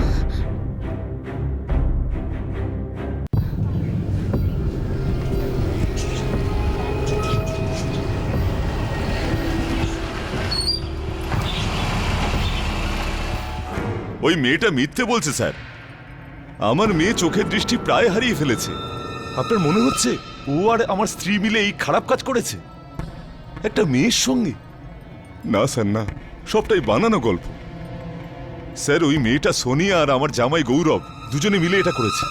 ওরা আমাদের সম্মান মাটিতে মেশাতে চাইছে, আমাদের বদনাম করতে চাইছে, যাতে ওরা মানুষের সহানুভূতি পায়। আপনাকে বোকা বানানো হচ্ছে স্যার। কে কাকে বদনাম করছে সেটা আমরা পরে ভাববো। এই মুহূর্তে আপনাদের আমার সাথে থানায় যেতে হবে। 25 বছরের একটি মেয়ে সোনিয়া সিং এক মা মেয়ের বিরুদ্ধে গ্যাংরেপ করানোর অভিযোগ করেছিল। মেডিকেল পরীক্ষাও সেই অপরাধের দিকে ইঙ্গিত করছিল। আর যাদের বিরুদ্ধে অভিযোগ করা হয়েছিল তাদের মধ্যে থেকে একজন রেশমি পার্শিয়ালি ব্লাইন্ড ছিল। রেশমির পরিবার সোনিয়া সিং আর রেশমির স্বামী গৌরবের বিরুদ্ধে অভিযোগ করছিল। তাদের বক্তব্য ছিল যে ওই দুজনে মিলে একটা মন গড়া গল্প বানিয়েছে। সত্যিটা আসলে কি ছিল? স্যার, আমার জামাই আর সোনিয়ার অবৈধ সম্পর্ক ছিল। ও আমার মেয়েকে মেরে ফেলারও চেষ্টা করেছিল। আমরা ওর আর সোনিয়ার বিরুদ্ধে 1 বছর আগে কেসও ফাইল করেছিলাম, জানুয়ারি 2012-তে ফাজিলকার কুইয়া থানায়। আমার মেয়ের শ্বশুরবাড়ি ওখানেই, আপনি রেকর্ড চেক করতে পারেন। সমীর স্যার, খোঁজ নাও এর কথায় কতটা সত্যতা আছে। স্যার, পণের জন্য আমার জামাই আর তার পরিবারের লোক আমার মেয়ের উপর অনেক অত্যাচার করেছে। তার জন্য আমরা থানায় রিপোর্ট করেছিলাম এরও আগে। স্বামী স্ত্রীর মধ্যে কি নিয়ে ঝামেলা ছিল, আর এই সোনিয়ার মধ্যে এলো কি করে? স্যার, যখন বিয়ে হয়েছিল আমি আমার পরিবার কেউই জানতাম না যে আমি কোন নরকে যাচ্ছি।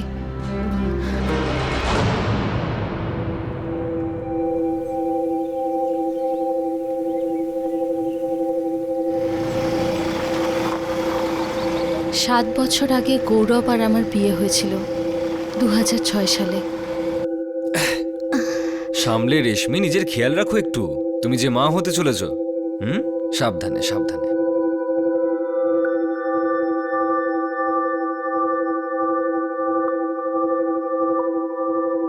কি হয়েছে বৌমা? তুমি এত আস্তে আস্তে খাচ্ছ কেন? ভালো করে খাও। খাওয়া দাওয়াটা কিন্তু ভালো করে করবে। এখন কিন্তু তোমার ভিতরে একটা প্রাণ রয়েছে।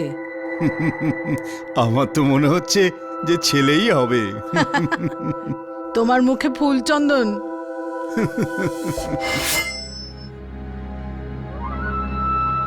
কয়েকদিন বাদে আমার মেয়ে হলো, আর তারপর সব বদলে গেল।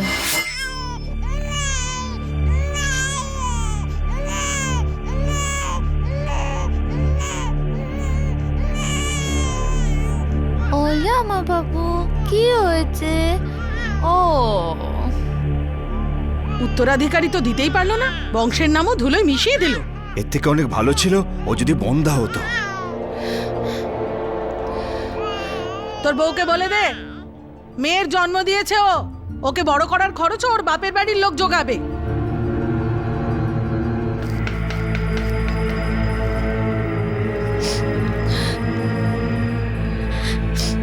মা, এতে আমার দোষটা কোথায়? তবে দোষটা কার শুনি?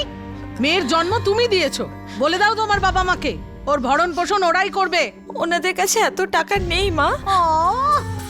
আরে বাহ, খুব দরদ দেখছি বাপের বাড়ির জন্য। আরে দুজন ভাই আছে তোমার, ভালোই তো রোজগার পাতি করে। ওরা ভাগ্নির জন্য এইটুকু করতে পারবে না? খুব অসুবিধায় পড়বে ওরা। মুশকিল তো আমাদের হবে, তোমাকে আর তোমার মেয়েকে বয়ে বেড়াতে।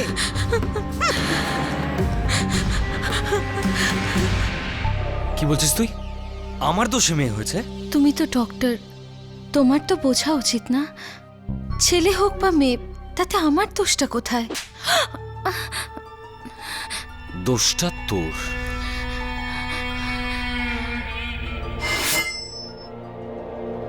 খুব জ্বালিয়েছে আমার মেয়েকে স্যার, খুব জ্বালিয়েছে। ও আমাদের আগে বলেনি, নইলে আমি ওকে ওর সঙ্গে থাকতে দিতাম না। স্যার, এটা জানা মাত্রই আমি ওর শ্বশুরবাড়ির বিরুদ্ধে কেস ফাইল করে দিই ওই কুইয়া পুলিশ স্টেশনে। রেশমি, এর পরেও তুমি তোমার স্বামীর সঙ্গে ছিলে? এত টর্চার হওয়ার পরেও? মেয়েরা সবসময় এটাই ভাবে যে সব ঠিক হয়ে যাবে, আর আশা নিয়েই বেঁচে থাকে। আমি স্বামী আর বাচ্চার সাথে ভাতিন্ডায় চলে এলাম। এখানে একটা হাসপাতালেও চাকরি করত। আমি ভাবলাম সব ঠিক হয়ে যাবে। 2 বছর বাদে 2009 সালে আমি আবার মা হলাম। আমি ভাবলাম এবার ছেলে হবে আর সব কিছু আগের মতো হয়ে যাবে।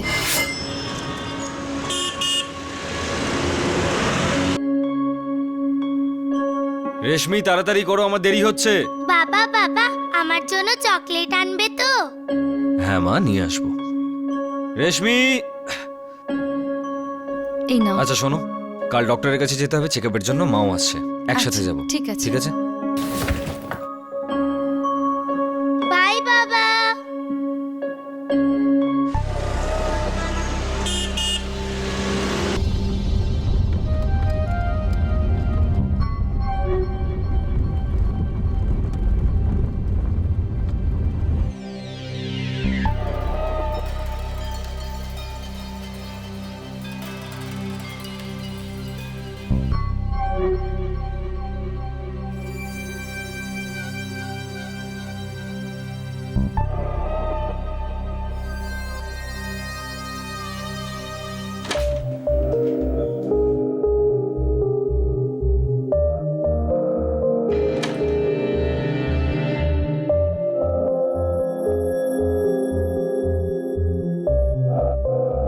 মা দেখো আমি কি সুন্দর এঁকেছি।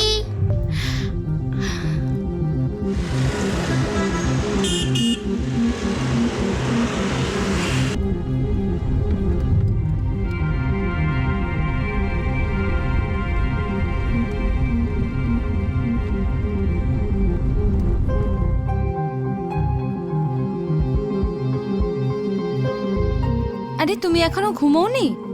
শোনো রেশমি, হ্যাঁ? অ্যাবর্শন করাতে হবে। কি?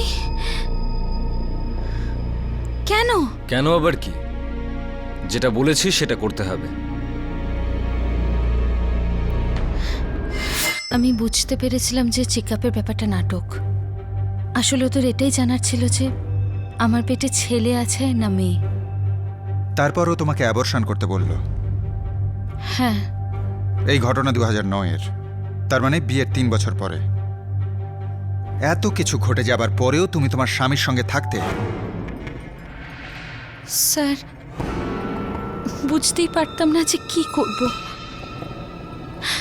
আমার একটা ছোট মেয়ে আছে, ওকে কোথায় নিয়ে যেতাম স্যার? আমার অসহায়তাটা বুঝুন। আর কি? এই যে তুমি চোখে কম দেখো, এটা কি ছোটবেলা থেকেই? না না না না স্যার, এই সব তো আমার জামাইয়ের জন্য হয়েছে। ও আমার মেয়েকে মেরে ফেলার চেষ্টা করেছিল। কি? কি করে? এই যে তুমি চোখে কম দেখো, এটা কি ছোটবেলা থেকেই? না না না না স্যার, এই সব তো আমার জামাইয়ের জন্য হয়েছে। ও আমার মেয়েকে মেরে ফেলার চেষ্টা করেছিল। কি?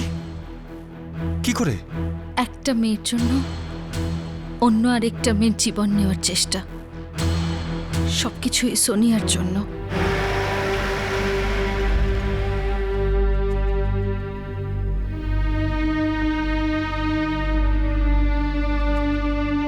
আমার মেয়ে সোনিয়া, সোনিয়া সিং ভর্তি আছে এখানে। কোথায় আছে ও? 1 মিনিট। তাড়াতাড়ি বলুন প্লিজ।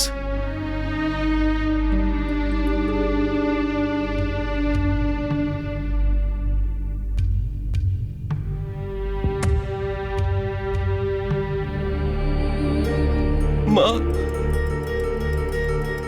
কেমন আছিস মা? বাবা। কেন হলো এসব? বাবা। কি করে হলো এসব? আমার স্বামী গৌরব একজন ডাক্তার, ভাতিন্ডার একটা প্রাইভেট হসপিটালে চাকরি করত। কাজের জন্য প্রায় চণ্ডীগড় যাতায়াত করত, সপ্তাহে প্রায় 3-4 দিন। আমি কখনো জিজ্ঞেস করিনি কি জন্য। জিজ্ঞেস করলেও পাকিও বলতো নিজের মতো করেই চলতো। প্রত্যেক শনিবার আর রবিবার চলে যেত। একদিন আমার জ্যাঠামশাই চণ্ডীগড় থেকে বাবাকে ফোন করলেন।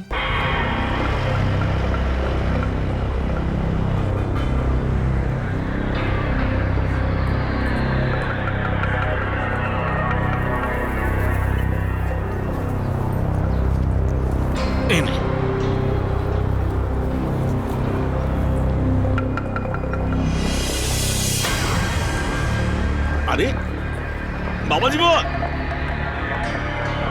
বাবা জীবন, বাবা জীবন, বাবাজি।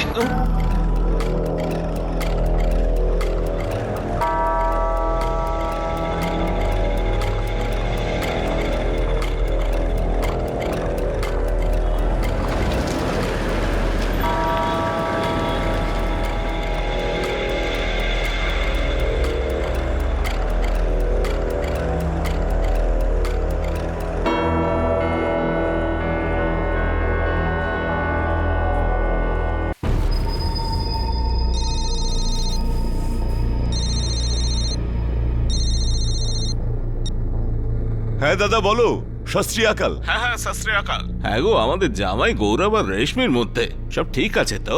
হ্যাঁ দাদা, একটু মান অভিমান চলছে, কিন্তু আমি আমাদের জামাইকে চণ্ডীগড়ে এক্ষুনি দেখলাম। ওর সঙ্গে একটা অন্য মেয়ে ছিল, দুজনে একটা হোটেলে ঢুকলো। কি?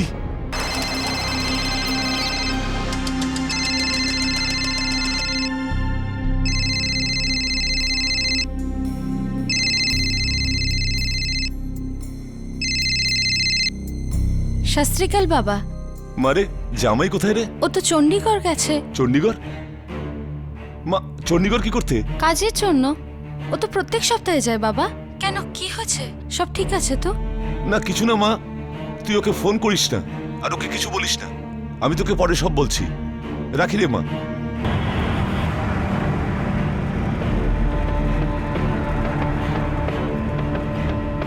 আমি খোঁজ নিয়ে দেখেছি ও এখনো হোটেলেই আছে, মেয়েটাও সঙ্গে আছে।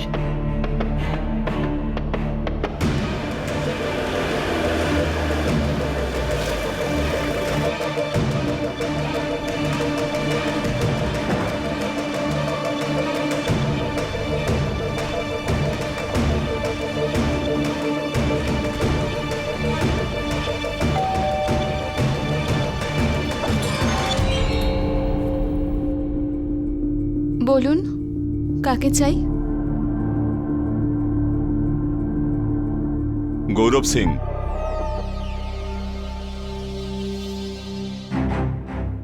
জামাই, তুমি প্রতি সপ্তাহে চণ্ডীগড় এই করতে আসো?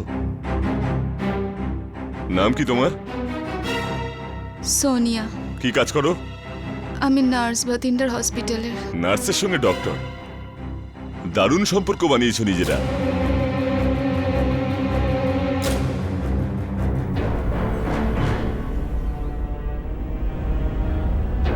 আমার মেয়ে এমনটা করতেই পারে না।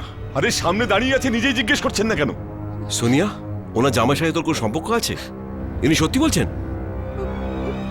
আরে বলে ফেল, আসল ব্যাপারটা কি, তাড়াতাড়ি বল। কিছু বলছিস না কেন? হ্যাঁ বাবা, এটা সত্যি, কিন্তু দিব্যি করে বলছি বাবা, আমি জানতাম না যে ও বিবাহিত।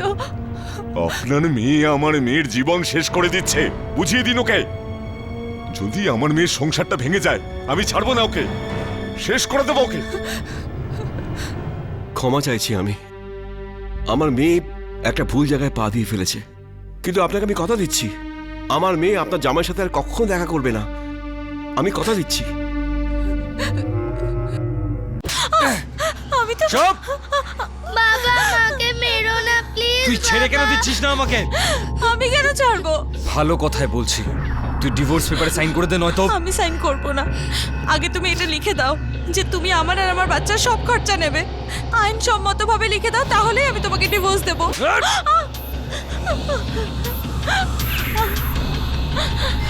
আমি ডিভোর্স দিতে কিছুতেই রাজি হইনি।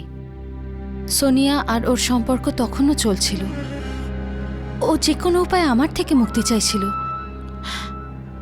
কিন্তু আমিও ঠিক করে নিয়েছিলাম, যদি ও আমার মেয়ের সমস্ত রকম দায়িত্ব নিতে রাজি হয়, তবেই আমি ডিভোর্স দেব। আর সেই জন্য গৌরব আর সোনিয়া তোমায় মেরে ফেলার চেষ্টা করেছিল। হ্যাঁ স্যার। তুই ওই ছেলেটার কাছে গেছিস কেন?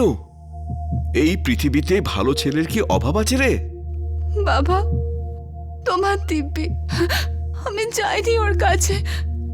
ওই এসেছিল, ও নিজের বউকে ডাইভোর্স দিতে চাইছিল। অন্যায়টা ও করেছিল। ওর স্ত্রী আর ওর শ্বশুর শাশুড়ি মনে করেন যে সমস্ত দোষ আমার, এই জন্য আমার এগেনস্টে মিথ্যে কেস করে ওখান থেকে বেঁচে যাই। আর পুলিশ আমার বিরুদ্ধে কিচ্ছু পেল না, তাই ওরা ওরা আমার সাথে।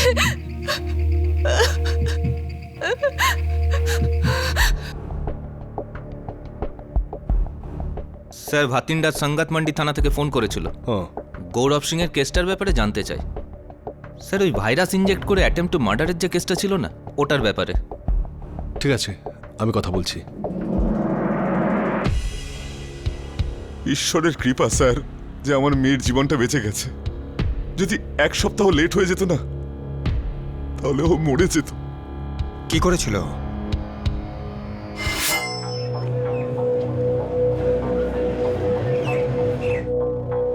আম সরি, আপনার মেয়ের অবস্থা খুবই খারাপ। ডাক্তারবাবু, আমার মেয়ের হয়েছেটা কি? দেখুন, প্রাণটাও যেতে পারতো যদি 4-5 দিন আরো লেট হয়ে যেত। এমন কি অসুখ করেছে ওর? আপনার মেয়ের এক প্রাণনাশক ভাইরাস ইনফেকশন হয়েছে। ভাইরাস? প্রাণনাশক ভাইরাস ইনফেকশন হয়েছে। ভাইরাস? ওনার শরীরে আমরা কিছু প্রাণনাশক ভাইরাস পেয়েছি, যার জন্য উনি এতদিন অসুস্থ ছিলেন, যাতে ওনার অবস্থা আরো খারাপ হয়ে যাচ্ছিল। এসব কি করে হলো মা? আমি কিছু জানি না বাবা। মনে করে দেখুন তো, এর মধ্যে হাতে কোনো উল্কি করিয়েছিলেন বা অন্য কোথাও ব্লাড স্যাম্পল দিয়েছিলেন? আপনার শরীরে পুরনো সিরিঞ্জ ব্যবহার করা হয়েছে?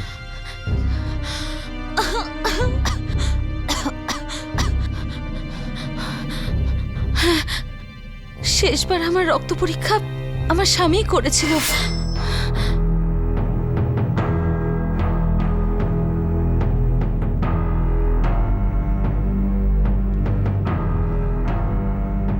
ধরো এটা।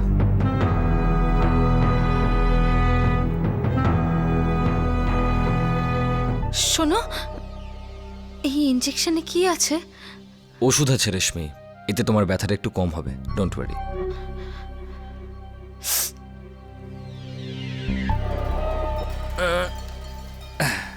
হয়ে গেছে।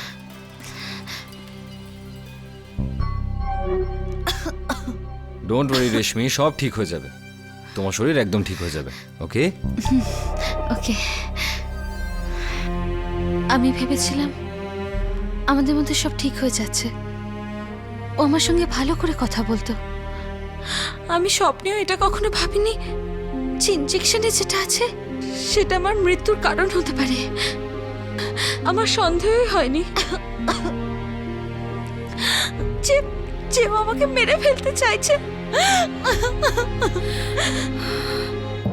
আপনার মেয়ের অবস্থা আরো খারাপ হয়ে গেছে, ইনফেকশন অনেক ভেতরে ছড়িয়ে পড়েছে।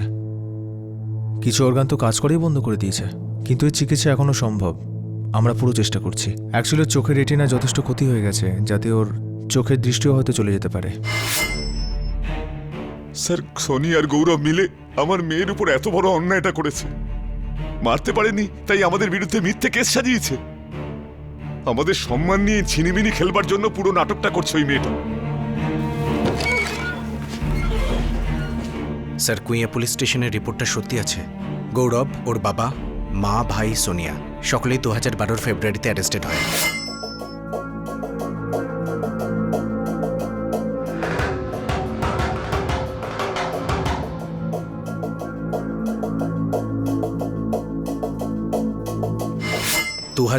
সেপ্টেম্বরে গৌরব ছাড়া সকলের জামিন হয়ে যায়। ও এখনো জুডিশিয়াল কাস্টডিতে জেলে আছে, যেখানে আমরা দেখা করতে গিয়েছিলাম।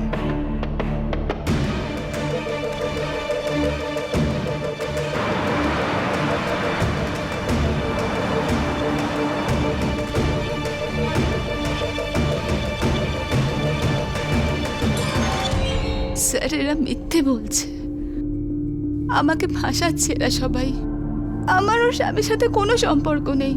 আমি কেন এরকম মিথ্যে বলবো স্যার? একটা মেয়ে এরকম মিথ্যে কি করে বলবে স্যার? আর ডাক্তারি পরীক্ষায় এটা প্রমাণ হয়ে গেছে স্যার। আর যদি আমি মিথ্যে বলেও থাকি, তাহলে কি ডাক্তারবাবু বুঝতে পারতেন না? আমি আমার বাবাকে কথা দিয়েছিলাম যে আমি গৌরবের সাথে কোনো সম্পর্ক রাখবো না। ওদের মধ্যে তো আগে থেকেই অশান্তি চলছে স্যার।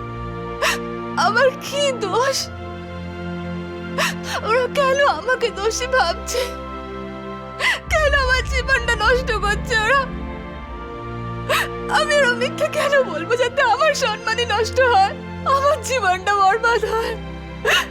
কেন বলবো আমি এরকম? কেন বলবো? বাবা বলো তুমি।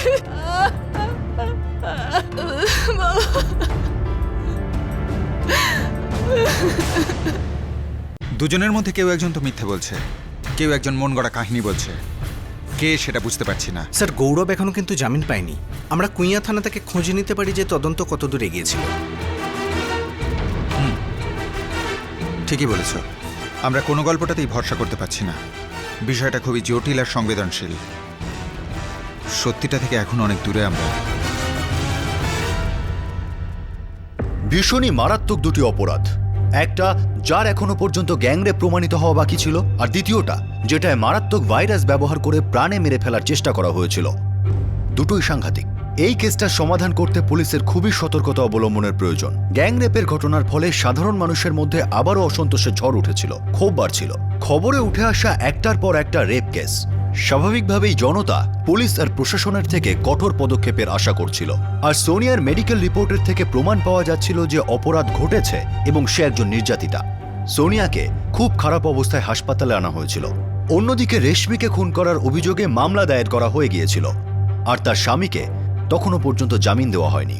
সেই সঙ্গে এইটাও এড়িয়ে যাওয়া যাচ্ছিল না যে সোনিয়ার সঙ্গে যখন এই দুর্ঘটনা ঘটে তখন সেও জামিনে মুক্ত ছিল। কে সত্যি কথা বলছিল আর কে মিথ্যে, কে কার বিরুদ্ধে বদলা নিচ্ছিল, কার ঘৃণার থেকে এই অপরাধটা জন্ম নিয়েছিল। পরের দিন আমরা আপনাদের দেখাবো এই কেসটার দ্বিতীয় ভাগ ঠিক এই সময়।